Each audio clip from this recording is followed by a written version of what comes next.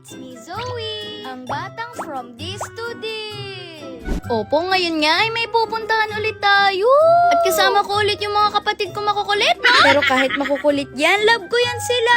At ito nga, sumakay na kami sa sasakyan namin. Napaka-gentleman naman ng kapatid ko si Zayu. Sana lang ganyan ka araw-araw. At dahil nga ready na kaming lahat, ay umalis na kami kagad.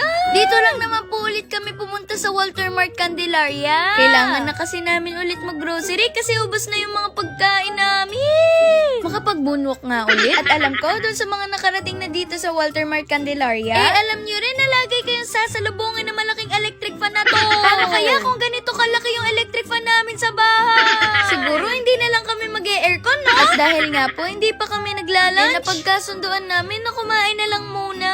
Tapos yung mami ko tuwing mapapadaan sa department store, parang ang daming gustong bilhin. Ganito rin ba yung mga mami nyo? Sige nga, mention nyo sila. At nung naglalakad na nga kami papunta dun sa kakainan namin, nagulat ako nung biglang lumiko si mami papunta dito sa pen shop. Tapos may nakita ako halos katulad ng pants ko. Sabi ko kay mami, bumili rin siya para matching kami. Kaya lang parang kami lang yung gusto niya laging ibili. Napasayaw tuloy si Zaya sa tugtog. Anong tawag sa step na yun sa'yo?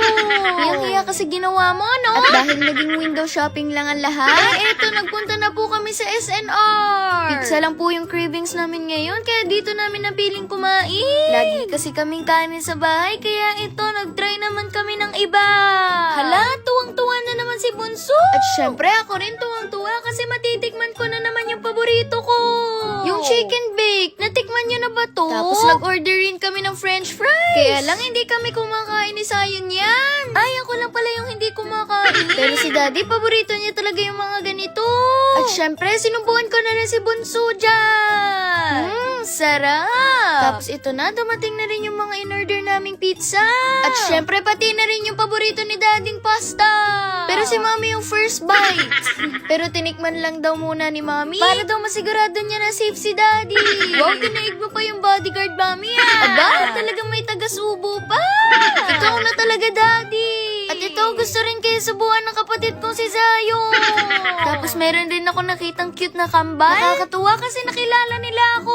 Shoutout sa inyong dalawa. Ay nako, masaya na naman yung Brooks Fam. Pagkatapos nga po namin kumain ay ito, papunta na po kami sa grocery. Syempre, hindi kompleto pag walang kulitan.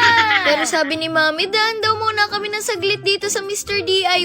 Bumili kasi si Mami nito para sa CR namin. Para maging organized na talaga yung mga shampoo namin, no? Tapos naghahanap nga po pala ako dyan ng ipabibili kay Mami. At naalala ko, wala pa nga pala akong highlighter. Kaya ito, masaya na naman yung bata. At ngayon ko lang nalaman na joker rin pala si Mami. Ang saya pag nagjo-joke yung mga Mami natin, no? Kasi sanay tayo na lagi nila tayo napapagalitan.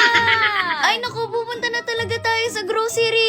At dahil may mga binili kami, kailangan daw namin ihabilin si Zayo.